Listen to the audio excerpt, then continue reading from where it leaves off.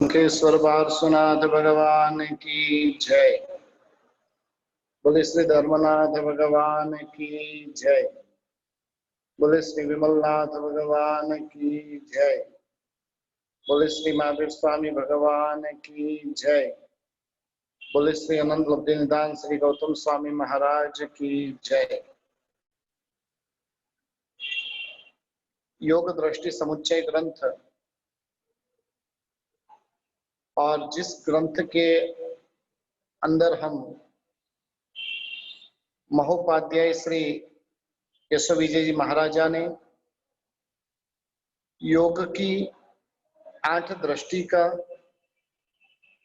अभूतपूर्व वर्णन 8 दृष्टि के संचय में किया है और जिसके आधार पर हम पिछले कुछ दिनों से विवेचना कर रहे हैं। आज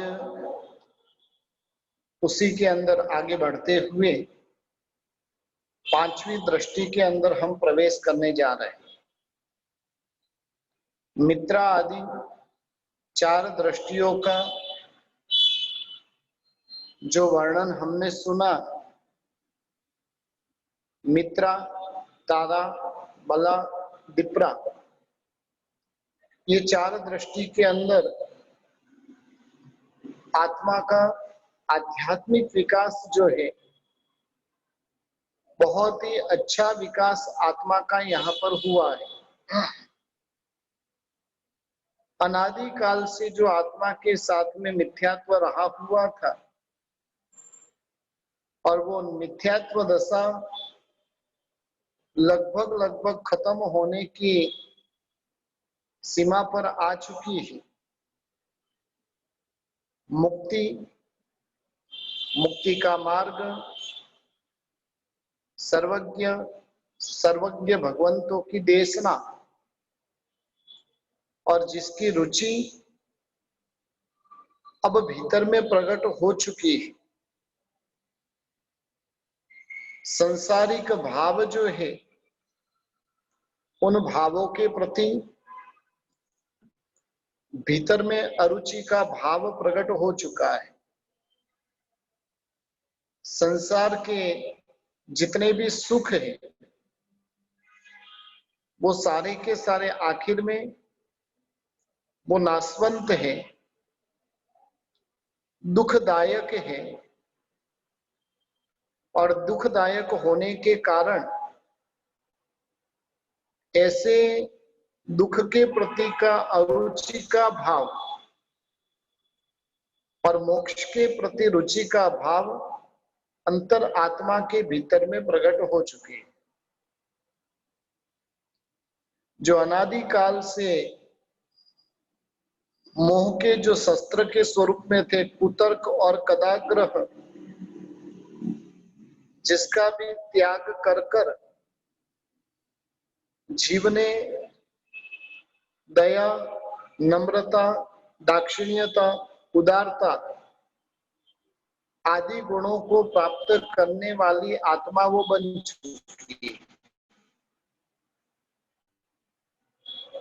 सच्चा तत्व ज्ञान जानने की जिज्ञासा, तत्व सुनने की इच्छा, सदगुरु के पास में वास्तविक तत्व का श्रवण और ये सब का संयोग होने के कारण उसके भीतर में एकमात्र बस मोक्ष प्राप्ति की भावना भीतर में अब जग चुकी है। हालांकि अभी तक मार्ग हाथ में आया नहीं, लेकिन इच्छा प्रकट हो चुकी है। तत्व श्रवण चौथी दृष्टि में आया हुआ होने के कारण सम्यक दर्शन, ज्ञान, चारित्र से ही मुक्ति की प्राप्ति होती है और ऐसी बुद्धि, ऐसा ज्ञान जिस आत्मा के भीतर में प्रकट हो चुका है, और उसके लिए वो आत्मा सतत सम्यक दर्शन, ज्ञान, चारित्र की प्राप्ति के लिए निरंतर प्रयत्न कर रही है। और इस प्रकार से जो इस दृष्टि के अंदर अब तक जो चार दृष्टि के अंदर जो आत्मा जो रही हुई थी, अब वहां से उसको बस कैसे भी करके सम्यक दर्शन पाने की झंखना एक भीतर में प्रकट हो चुकी है। पाने की भूमिका तो उसने पहली दृष्टि से प्रारंभ की थी। चौथी दृष्टि के अंदर लगभग वो भावना का एक साकार स्वरूप तैयार हो चुका है। अब तो बस अल्प प्रयास और सीधा वो पांचवी दृष्टि के अंदर प्रवेश करेगा। आत्मा का जब जबरदस्त कोटि का पुण्य का उदय, कर्मों की निर्जरा आदि होती है, उस समय के अंदर ऐसी दृष्टि की प्राप्ति होती है। अब हम आज से स्थिरा दृष्टि के बारे में बात कर रहे हैं। अब तक जीव अस्थिर था, अब वो जीव कैसा होने जा रहा है? स्थिर भाव को प्राप्त करने जा रहा है। और उसकी सच्चाई के अंदर महोपाध्याय जी महाराजा जो क्या बताते वो हम देखते हैं। दृष्टि थीरा माहे दर्शन नित्य रत्न प्रभा सम जानो रे, भ्रांति नहीं वली बोध ते सूक्ष्म प्रत्याहार वखाणो रे। ये गुण वीर तणो न विसारु संभारू दिन रात रे, पशु टाली सुर रूप करे जे समकितने अवदात रे। स्थिरा नाम की दृष्टि में प्रकाश जो बोध जो होता है, रतन प्रभा सम जानो रे, रत्नों की जो प्रभा है और उसके समान यहाँ पर बोध होता है। भ्रांति नहीं वली बोध ते, भ्रांति नाम का दोष टल जाता है। सूक्ष्म प्रत्याहार वखाणो रे, यानी सूक्ष्म बोध नाम का गुण प्रकट हो जाता है। और प्रत्याहार वखाणो रे, यानी प्रत्याहार नाम का अंग जिसकी प्राप्ति होती है। और इस प्रकार से ये गुण वीर तणो न विसारो, प्रभु महावीर का जो ये गुण है इसको मैं कभी नहीं भूल सकता हूं। क्या करता हूं तो कि संभालू दिन रात रे, दिन और रात इस गुण का मैं सतत स्मरण करता रहता हूं। क्योंकि प्रभु ने क्या किया, वाणी का दान देकर परमात्मा ने हमारी जो आत्मा की दशा पशु के समान थी, उस आत्मा को सुर रूप करे जे, दैविक रूप के समान ज्ञान दशा की प्राप्ति कराई है। और ये सारा का सारा जो प्रताप है वो सम्यक दर्शन का रहा हुआ है। एक एक दृष्टि के अंदर जो बोध है वो निरंतर बढ़ता जा रहा है। बोध विशेष होता जा रहा है, दोषों का त्याग होता जा रहा है, गुणों की प्राप्ति हो रही है, और साथ साथ में ऊपर ऊपर के अंग की प्राप्ति हो रही है। ये चार कार्य हरेक दृष्टि के अंदर होते। अब सबसे पहले यहाँ पर क्या होता है तो कि रत्न की प्रभा के समान यहाँ पर बोध होता है। विप्रा दृष्टि के अंदर प्रकाश था, वो कैसा था? बोध किसके समान था विप्रा दृष्टि में?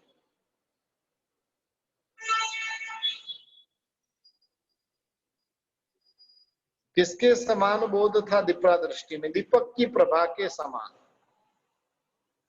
दीपक की प्रभा जो होती है और उसके समान इस दृष्टि के अंदर बोध था। अब यहां पर जो बोध है वो कैसा हो गया? तो कि रत्न की प्रभा के समान। इन दोनों के अंदर कितना बड़ा अंतर है। दीपक की प्रभा रहेगी तो उसे पर द्रव्यों की अपेक्षा रहेगी। जैसे सामान्यतः दीपक जलाना है तो दीपक के लिए सबसे पहले तो क्या चाहिए? दिया चाहिए।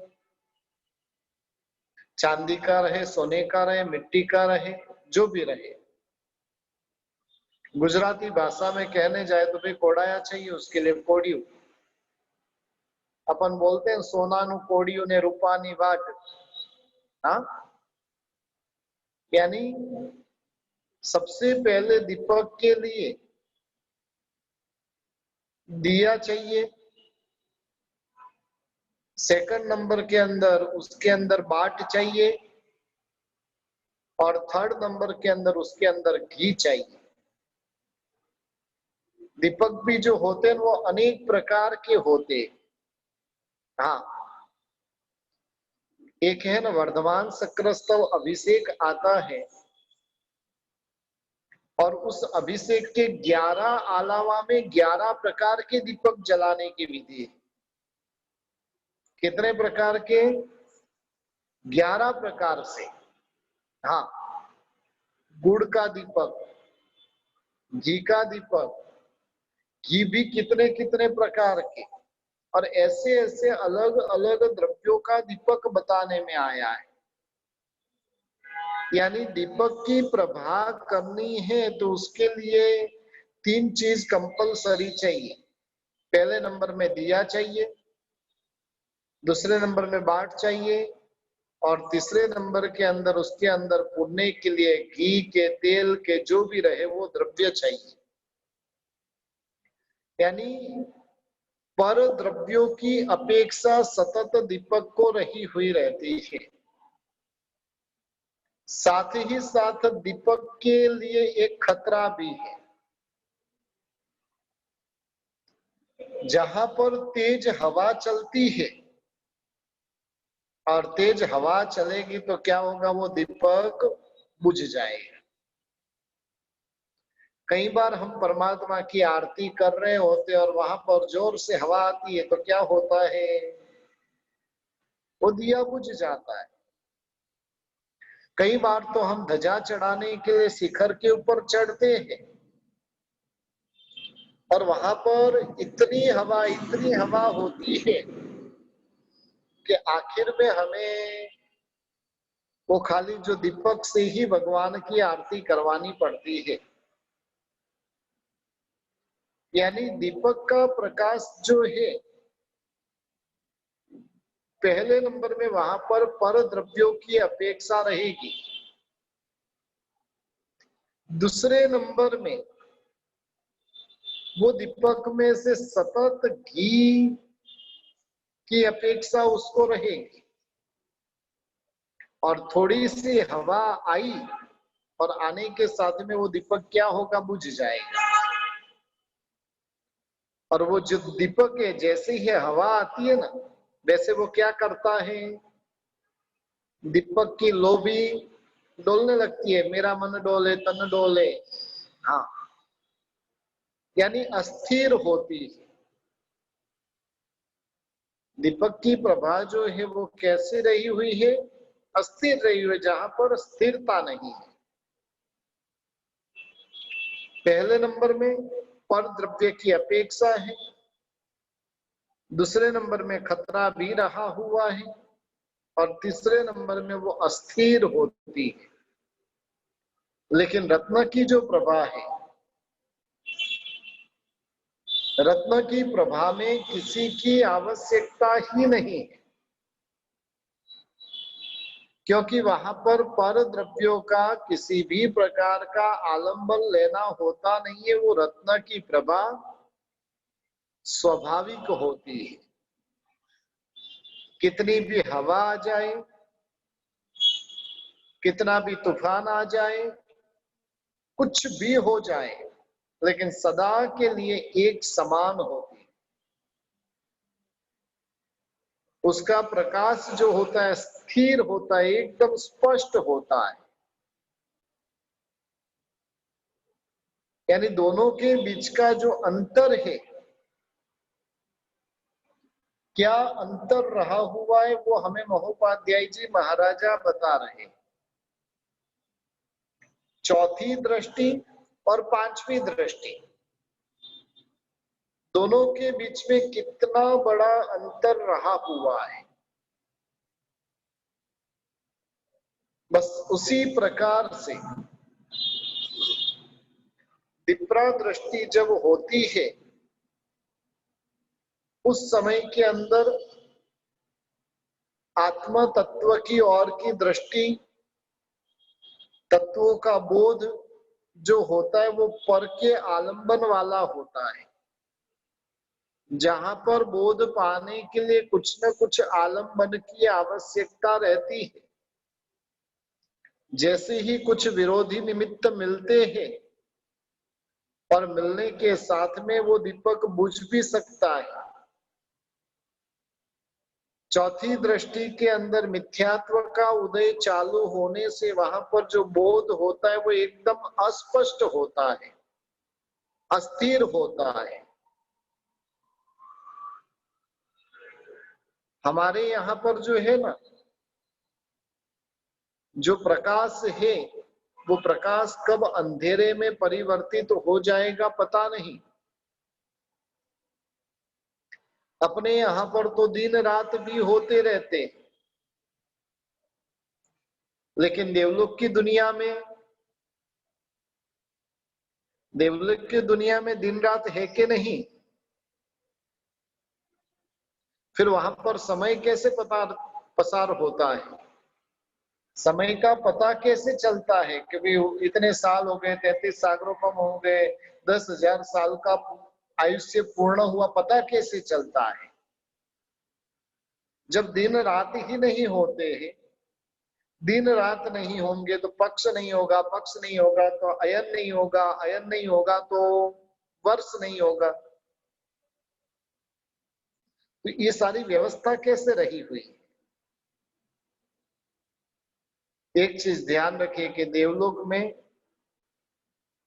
सदा के लिए वहां पर प्रकाश होता है। कभी नहीं दिन होता है, नहीं रात होती है। सिर्फ हमारे ढाई द्वीप के अंदर ही दिन रात होती है। ढाई द्वीप के बाहर पूरे के पूरे ब्रह्मांड में कहीं पर भी दिन रात होती नहीं।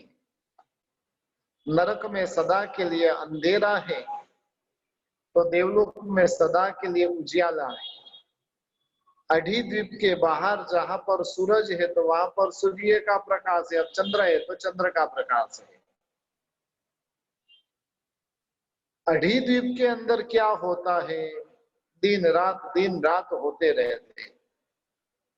और समय की गिनती पूरे ब्रह्मांड के अंदर, पूरे 14 राजलोक में जो होती है, वो अधिद्वीप के आधार पर होती है। समय कैसे गिना जाएगा भाई? 10,000 साल वहां का परिपूर्ण हुआ, समय कैसे गिना जाएगा? तो यहाँ का समय लेकर वो बात की जाती है कि भाई यहाँ के 10,000 साल पूर्ण होते हैं, उतना आयुष्य वहां का रहा हुआ है। बाकी वहां पर दिन रात आदि कोई भेद ही नहीं है। कहने का मतलब है कि जब स्थिरा दृष्टि प्राप्त होती है, जहां पर सम्यक्त्व आ गया है, और सम्यक्त्व आने के कारण ये जीव अभी स्वावलंबी बन जाता है। अब तक परावलंबी था, अभी स्वावलंबी हो गया। अब तक भयभीत था, अब निर्भय हो गया। सम्यक्त्व आ गया, और कितनी गजब की निर्भयता आती है। सम्यक्त्व गुण आने से वहां का जो बोध होता है वो एकदम स्पष्ट होता है, स्थिर होता है। जैसे रत्न की प्रभा जो है कायम के लिए एक समान कभी नहीं मिटेगी। कुछ भी हो जाए उसका जो बोध है एकदम स्पष्ट होता है, स्थिर होता है। बस ये जो एकमात्र आत्मा जो है वो आत्मा भी कैसी है? स्थिर है, वो शाश्वत है। सब कुछ ऊपर नीचे हो सकता है लेकिन आत्मा तो उसी स्वरूप में रहेगी। परमात्मा के जैसे अनंत ज्ञान आदि गुण रहे हुए हैं, वैसे ही गुण जगत के समस्त आत्मा के रहे हुए हैं। एक भी आत्मा जगत में ऐसी नहीं है कि जिसके भीतर में अनंत ज्ञान, अनंत दर्शन, अव्याभात सुख, अनंत चारित्र आदि गुण पड़े हुए न हो। प्रत्येक आत्मा के पास में इस प्रकार के गुण पड़े हुए हैं। फर्क इतना है कि सिद्ध भगवान के गुण प्रकट हो चुके, हमारे गुणों के ऊपर एक आवरण छाया हुआ है। जैसे है ना, सूरज के आगे बादल छा जाते हैं और फिर क्या होता है? सूरज का प्रकाश ढक जाता है। अब सूरज है कि नहीं? बारिश हो तो भी सूरज है, बादल छा गए हो तो भी सूरज तो है ही, लेकिन बादल आने के कारण उसका प्रकाश जो है वो ढक जाता है। उसी प्रकार से हमारी आत्मा भी सिद्ध परमात्मा के समान है, लेकिन हमारी आत्मा के ऊपर क्या हुआ है? कर्म के आवरण लगे हुए। और देखिए, आवरण लगे हुए होने के कारण परिस्थिति कितनी विषम हो गई। जिसमें सुख नहीं है वहां पर सुख दिख रहा है। जैसे भूला भटका हुआ व्यक्ति होता है ना, वो गलत मार्ग पर जा रहा है लेकिन फिर भी उसको क्या लगता है, नहीं भी मैं तो सही कर रहा हूं। यानी ये आत्मा भी हमारी जो है मोह की दशा से संसार में भूली पड़ी हुई है। जैसे ही सम्यक्त्व गुण प्रकट होता है और होने के साथ में उसे आत्म तत्व की पहचान हो जाती। जिस प्रकार से सोना जो होता है ना, सोना शुद्ध कैसे बनता है सबको पता है। अग्नि का स्पर्श जब तक उसे प्राप्त नहीं होगा तब तक सोना शुद्ध बन सकता नहीं। सोने का निखार लाना है तो उसको अग्नि की परीक्षा में से बाहर निकलना पड़ेगा, तब सोने में निखार आएगा। हमें भी आत्मा का निखार लाना है, आ सकता है। रत्नत्रयी रूपी, रत्नत्रयी की जो आराधना रूपी जो अग्नि है, और उस अग्नि में से पसार होना पड़ेगा। सम्यक दर्शन, सम्यक ज्ञान, सम्यक चारित्र की जब आराधना करेंगे तो उस आराधना के माध्यम से क्या होगा? आत्मा के भीतर में रहा हुआ कर्म रूपी मैल दूर हो जाएगा और जिसके माध्यम से हम शुद्ध आत्मा तत्व की प्राप्ति कर सकेंगे। आखिर में सब आत्मा को पाने जैसा यही है। और ये जो निर्मल बोध है वो इस दृष्टि में होता है। इस दृष्टि में अब तक देखिए 4 दृष्टि तक आत्मा की जो अवस्था थी वो अवस्था कुछ विपरीत थी। अब जीव के भीतर में सही समझ प्रकट हो चुकी है। निर्मल बोध उसके भीतर में हो चुका है, और जिस कारण से वो जीव क्या करेगा, सम्यक दर्शन की प्राप्ति के कारण उसके भीतर में निर्मलता प्रकट हो चुकी है। बस उस निर्मलता को और विकसित करने का और निर्मल बनाने का वो प्रयत्न करेगा। चारित्र मोहनीय कर्म का उदय होने के कारण उस प्रकार का जीवन वो जीने नहीं देती है, लेकिन समझ स्पष्ट है, सम्यक दर्शन प्राप्त हो गया है, लेकिन फिर भी अविरति दूर नहीं हो रही, और उस कारण से इस दृष्टि के अंदर जो रहा हुआ जीव है वो अविरति से कैसे बचकर रहना, पांच इंद्रियों का जो उपभोग का जो आकर्षण जो अनादि काल से जो गाढ़ है पड़ा हुआ है, और उसके संस्कारों को भी दूर करने का कार्य इस अवस्था में जीव करता है। यानी कहने का मतलब है कि इस दृष्टि के अंदर सबसे पहले नंबर में उसका जो बोध है वो बोध स्पष्ट हो चुका है, और वो बोध कैसा है, स्थिर है, रत्न के समान है। दूसरे नंबर में बताया कि भ्रांति नामक दोष का त्याग हो गया होता है। ये दृष्टि रत्न की प्रभा के समान होने के कारण तत्वों का ज्ञान जो जीव का होता है वो निर्मल और शुद्ध होता है। और अब देखिए, अब तक पहले से चौथी दृष्टि के अंदर वेद्य संवेद्य पद उसे प्राप्त नहीं हुआ था। अब कौन सा पद प्राप्त हो चुका है, वेद्य संवेद्य पद। जो जानता है उसकी अनुभूति कर रहा है, और उसके लिए उसके भीतर में किसी भी प्रकार के भ्रम होते नहीं है। भ्रांति दोष का अर्थ होता है उसके भीतर में जो भ्रम थे वो सारे के सारे भ्रमों का त्याग हो जाता है। मोक्ष कैसे पाया जाए, मोक्ष का मार्ग कौन कौन सा रहा हुआ है, अब तक उसमें भ्रम था। देखिए, हमको भ्रम होता है ना, अभी भी हम भ्रम में जी रहे हैं। हमको लगता है भी खाना खाएंगे तो सुख मिलेगा, पंखा चालू करेंगे तो सुख मिलेगा,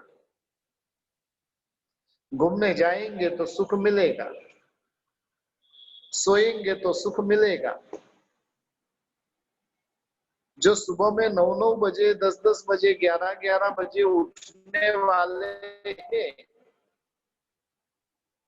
और जो रात को 2-3 बजे उठने वाले, दोनों में से फ्रेशनेस किस में रहेगा, चेहरे पे आनंद किसके चेहरे पे रहेगा। लेकिन हम भ्रम में हैं, हमें लग रहा है कि नहीं सोने में सुख रहा हुआ है। उनका भ्रम दूर हुआ, इसलिए उनको लग रहा है कि भाई साधना में सुख रहा हुआ है। देखिए, इतना ही भ्रम है। जो बड़ी बड़ी तपश्चर्या करने वाले महात्मा होते हैं ना, उनको पूछिए सुख किस में, वर्षी तप जिनका चल रहा है उनको पूछिए कि भाई आनंद कब, उपवास के दिन के व्यासना के दिन। उपदान जो करते उनको पूछिए कि निवि में आनंद के उपवास में आनंद। और 90% आराधक आपको कहेंगे नहीं उपवास में आनंद, निवि में तो टेंशन टेंशन हो जाता है। जिनको वर्षी तप चल रहा है उनका उपवास का दिन कितना आनंद से जाता है, और व्यासना का दिन वो खुद टेंशन में, घर वाले भी टेंशन में। हाँ, वर्षित अब कभी तभी करना कि आप खुद करने की परिस्थिति में हो। तो बहू को टेंशन में डालने के लिए वर्षित अब नहीं करना। हाँ, फिर एक आइटम ठंडी आती है और इधर तो आवेश तो आसमान पे। चंड रुद्राचार्य से भी वो भयंकर हो जाता है, और कभी कभार तो चंड कौशिक का भी बाप बन जाता है। इसलिए हमें सुख किसमें दिखता है? हमारा सुख हमें किसमें लगता है? ब्रह्म है। हमें मोबाइल में चैटिंग करने में, मोबाइल में यूट्यूब में जाकर वीडियो देखने में, उसमें हमें सुख मिलता है। अब वास्तव में वो सुख है कि दुख है? लेकिन ब्रह्म है, ब्रह्म है तब तक उसमें सुख दिखता रहेगा। पहली, दूसरी, तीसरी, चौथी, चारों चार दृष्टि में कुछ न कुछ ब्रह्म था। पांचवी दृष्टि जैसे ही जीव को प्राप्त हो गई और होने के साथ में उसका चित्त जो है वो ब्रह्म से रहित हो चुका है। कैसा हो चुका है? ब्रह्म से रहित। ब्रह्म भी जो होता है, शास्त्रों में बताया कि 3 प्रकार का ब्रह्म होता है। हाँ, देखिए किसी ने कहा है कि आजकल तो बहू की सेवा करनी पड़ती है। आपको वो दिन भी नसीब आ गए। पहले बहू सास की सेवा करती थी, अब पूरा शीर्षासन हो रहा है ना। शीर्षासन हो रहा है, इसलिए अब सास को बहू की सेवा करनी पड़ रही है। पहले पत्नी पति की सेवा करती थी, अब पति को पत्नी की सेवा करनी पड़ रही, पूरा शीर्षासन। हाँ, तो यानी कहने का मतलब है ब्रह्म जो है वो 3 प्रकार का रहा हुआ है। पहले नंबर में विपर्यय, दूसरे नंबर में संशय, और तीसरे नंबर के अंदर अनध्यवसाय। विपर्यय यानी जो जिस स्वरूप में है उस स्वरूप में नहीं दिखते समय दिखते हुए विपरीत स्वरूप में दिखना। जो वस्तु जिस स्वरूप में है उस स्वरूप में नहीं दिखते हुए अन्य स्वरूप में दिखना, उसका नाम है विपर्यय।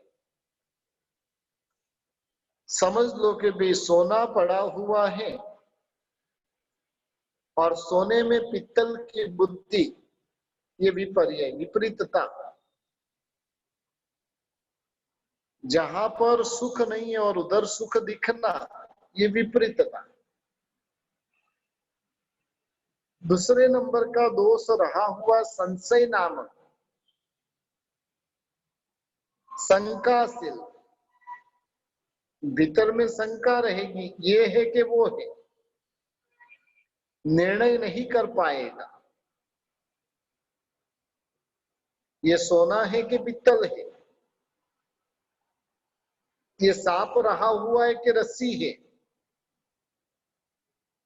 और इस प्रकार की शंका जो भीतर में रहेगी उसको संशय कहते हैं। विपर्यय में विपरीतता होती है, विपरीत स्वरूप में ही उसका स्वीकार करना, वो विपर्यय।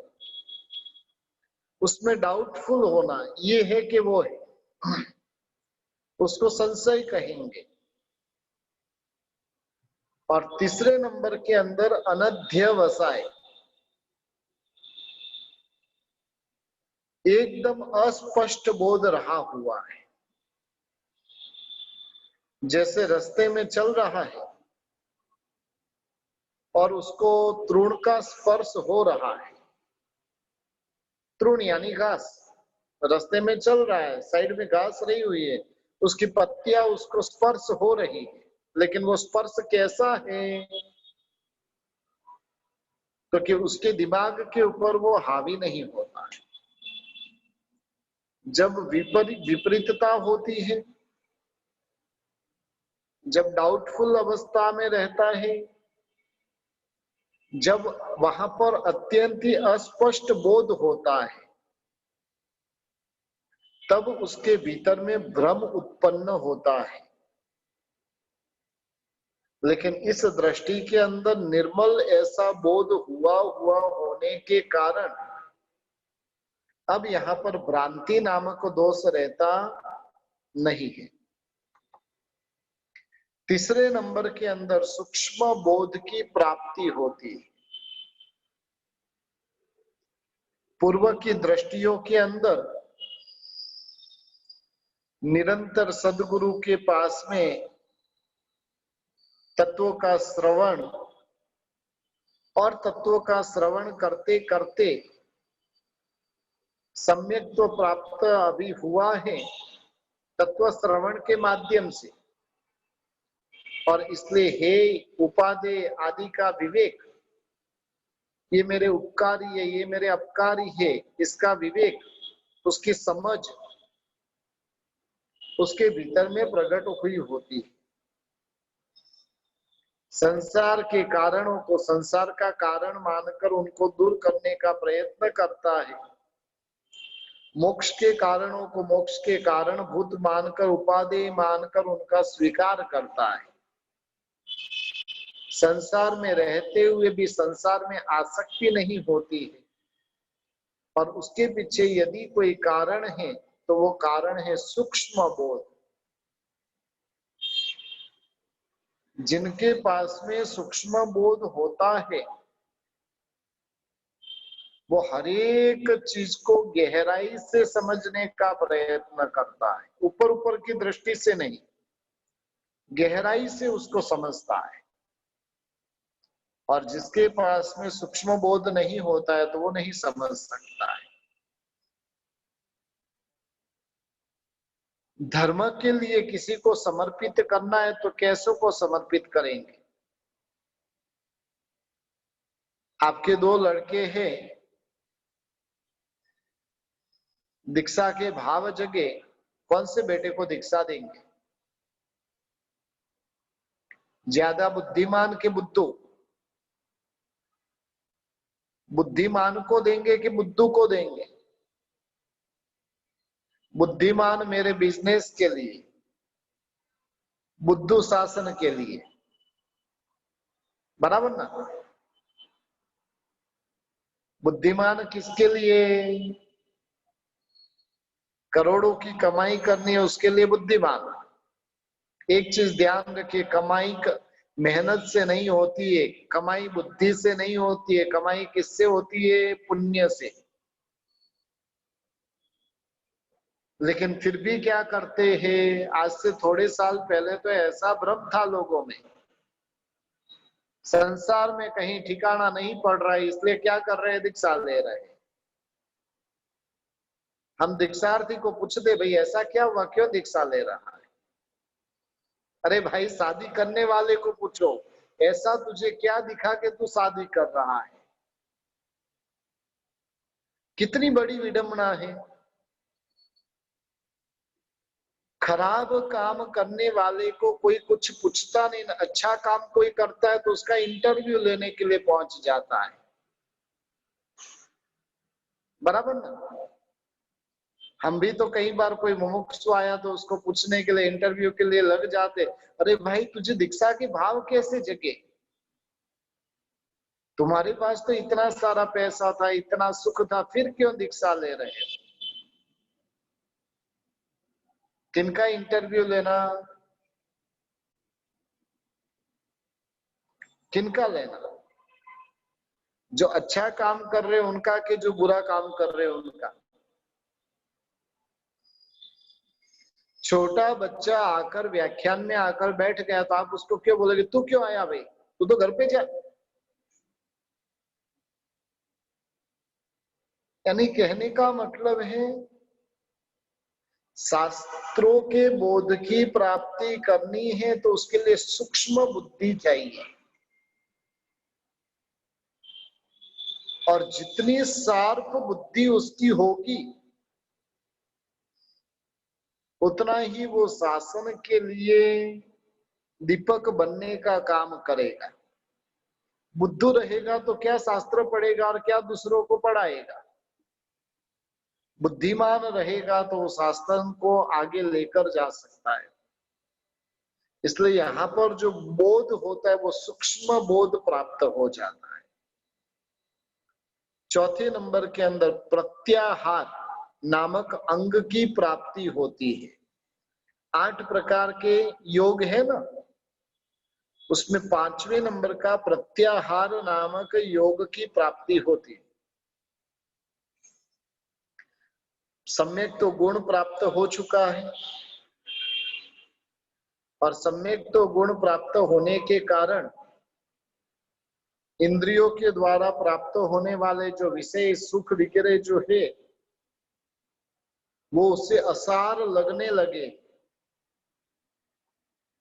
और जिस चीज से मन उठ गया होता है वहां पर मन लगता नहीं, उधर रमणता होती नहीं है। प्रत्याहार यानी क्या? क्योंकि इंद्रियों के जो विषय रहे हुए उन विषयों के अंदर मन नहीं लगना।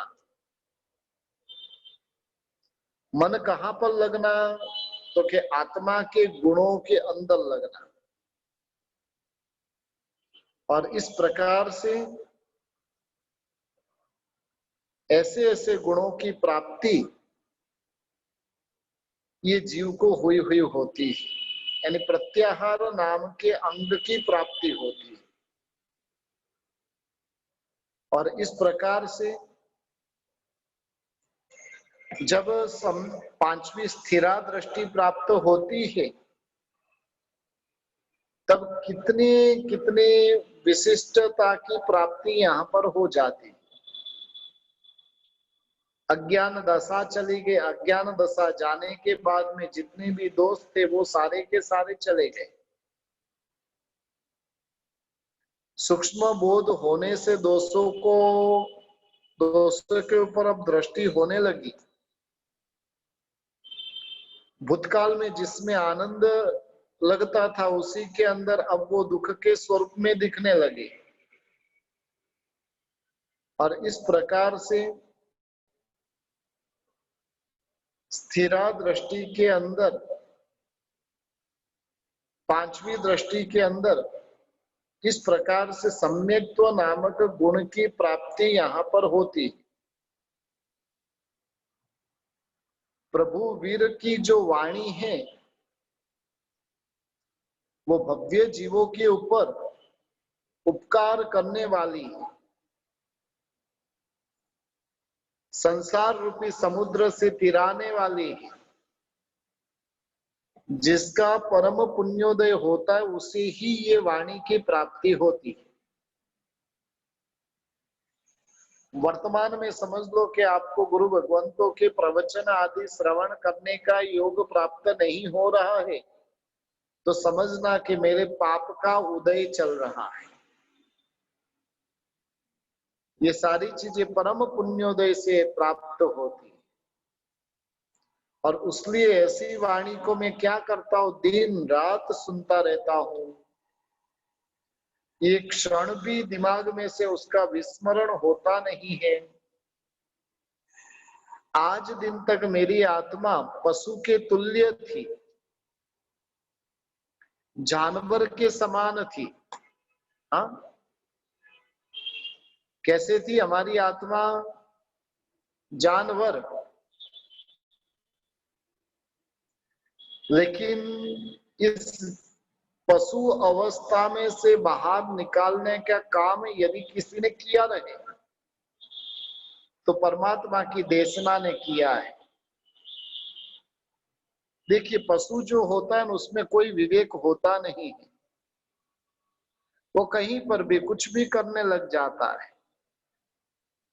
नहीं खाने पीने में विवेक, नहीं भोग में विवेक, किसी में भी पशु का विवेक नहीं होता है।